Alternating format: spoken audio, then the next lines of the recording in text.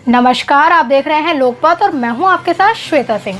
और आज हम आपको बताने जा रहे हैं एक ऐसे बिल के बारे में जिसके आने से पहले यानी कि उस बिल के पास होने से पहले और पास होने के बाद भी माहौल जो है वो ठंडा होता हुआ नज़र नहीं आ रहा है। जी हाँ, विपक्ष जो है वो सरकार के ऊपर हमलावर है इस बिल को लेकर। आखिर कौन सा है ये बिल और क्या है ऐसा इस बिल में जिसे लेकर हंगामा जोरों पर है। जहां एक तरफ सरकार का कहना है कि इस बिल के आ जाने से किसानों की जो दशा है उसमें काफ़ी सुधार होगा, तो वहीं दूसरी तरफ विपक्ष का कहना है कि इस बिल के आ जाने से किसानों के लिए ये बहुत बड़ा एक अभिशाप होगा। यानी कि उनका कहना है कि ये बिल जो है वो किसानों के हित में नहीं है। तो वहीं दूसरी तरफ सरकार का कहना है कि ये बिल जो है वो किसानों के हित में है। आखिर पूरा मामला क्या है? क्या ये सच में किसानों के हित में है या फिर ये किसानों के हित में नहीं है? चलिए देखते हैं इस वीडियो में। कृषि उत्पादन व्यापार और वाणिज्य अध्यादेश पहला बिल, जिस पर सबसे अधिक बात हो रही है कि अब किसानों की उपज सिर्फ सरकारी मंडियों में नहीं बिकेगी, उसे बड़े व्यापारी भी खरीद सकेंगे। लेकिन विपक्ष का कहना है कि ऐसा कब था कि किसानों की फसल को व्यापारी नहीं खरीद सकते थे। बिहार में तो अभी भी बामुश्किल 9 से 10% फसल ही सरकारी मंडियों में बिकती है, बाकी व्यापारी ही खरीदते हैं। क्या फसल की खुली खरीद से किसानों को उचित कीमत मिलेगी? यह भ्रम है, क्योंकि बिहार में मक्का जैसी फसल सरकारी मंडियों में नहीं बिकती। दूसरा बिल, कॉन्ट्रैक्ट फार्मिंग, जिस पर उतनी चर्चा नहीं हो रही है। इसमें कोई भी कॉर्पोरेट किसानों से कॉन्ट्रैक्ट करके खेती कर पाएगा। ये वैसा ही होगा जैसा आज़ादी से पहले यूरोपियन प्लांटर बिहार और बंगाल के इलाके में करते थे। विपक्ष का कहना है कि कोई कॉर्पोरेट आएगा और मेरी ज़मीन लीज पर लेकर खेती करने लगेगा। इसमें मेरा थोड़ा फ़ायदा हो सकता है, मगर मेरे गांव के उन गरीब किसानों का सीधा नुकसान होगा जो आज छोटी पूंजी लगाकर मेरे जैसे नॉन रेजिडेंशियल किसानों की ज़मीन लीज पर लेते हैं और खेती करते हैं। ऐसे लोगों में ज़्यादातर भूमिहीन होते हैं और दलित, अति पिछड़ी जाति के होते हैं। वे एक झटके में बेरोजगार हो जाएंगे। कॉर्पोरेटर के खेती में उतरने से खेती बड़ी पूंजी, बड़ी मशीन के धंधे में बदल जाएगी। मजदूरों की ज़रूरत कम हो जाएगी। गांव में जो भूमिहीन होगा या सीमांत किसान होगा वह बदहाल हो जाएगा। उसके पास पलायन करने के सिवा कोई रास्ता नहीं होगा। ये कहना है विपक्ष का। चलिए बात करते हैं तीसरे बिल की, एसेंशियल कमोडिटी बिल। इसमें सरकार अब ये बदलाव लाने जा रही है कि किसी भी अनाज को आवश्यक उत्पाद नहीं माना जाएगा। जमाखोरी अब गैर कानूनी नहीं रहेगी, मतलब कारोबारी अपने हिसाब से खाद्यान्न और दूसरे उत्पादों का भंडार कर सकेंगे और दाम अधिक होने पर उसे बेच सकेंगे। साल इसी वजह से दाल, आलू और प्याज की कीमतें अनियंत्रित होती हैं। अब ये सामान्य बात हो जाएगी, झेलने के लिए तैयार रहिए, ऐसा कहना है विपक्ष का।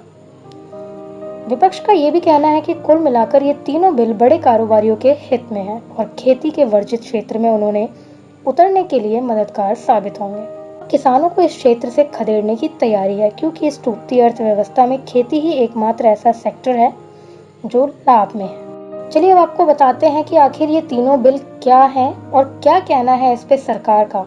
कृषि उत्पादन व्यापार और वाणिज्य अध्यादेश 2020 राज्य सरकारों को मंडियों के बाहर की गई कृषि उपज की बिक्री और खरीद पर टैक्स लगाने से रोकता है और किसानों को लाभकारी मूल्य पर अपनी उपज बेचने की स्वतंत्रता देता है। सरकार का कहना है कि इस बदलाव के जरिए किसानों और व्यापारियों को किसानों की उपज की बिक्री और खरीद से संबंधित आज़ादी मिलेगी, जिससे अच्छे माहौल पैदा होंगे और दाम भी बेहतर मिलेंगे। साथ ही आपको बता दें कि सरकार का कहना है कि इस अध्यादेश से किसान अपनी उपज देश में कहीं भी किसी भी व्यक्ति या संस्था को बेच सकते हैं। इस अध्यादेश में कृषि उपज विपणन समितियों APMC मंडियों के बाहर भी कृषि उत्पाद बेचने और खरीदने की व्यवस्था को तैयार करना है। इसके जरिए सरकार एक देश एक बाजार की बात कर रही है। दूसरा बिल, आवश्यक वस्तु अधिनियम 1955 में संशोधन। पहले व्यापारी फसलों को किसानों से मनचाहे दामों में खरीदकर उसका भंडारण कर लेते थे और कालाबाजारी करते थे। उसको रोकने के लिए एसेंशियल कमोडिटी एक्ट 1955 बनाया गया था, जिसके तहत व्यापारियों द्वारा कृषि उत्पादों के एक लिमिट से अधिक भंडारण पर रोक लगा दी गई थी।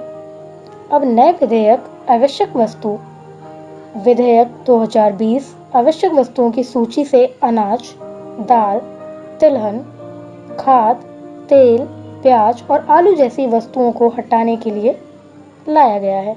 इन वस्तुओं पर राष्ट्रीय आपदा या अकाल जैसी विशेष परिस्थितियों के अलावा स्टॉक की सीमा नहीं लगेगी। इस पर सरकार का मानना है कि अब देश में कृषि उत्पादों को लक्ष्य से कहीं ज़्यादा उत्पादित किया जा रहा है।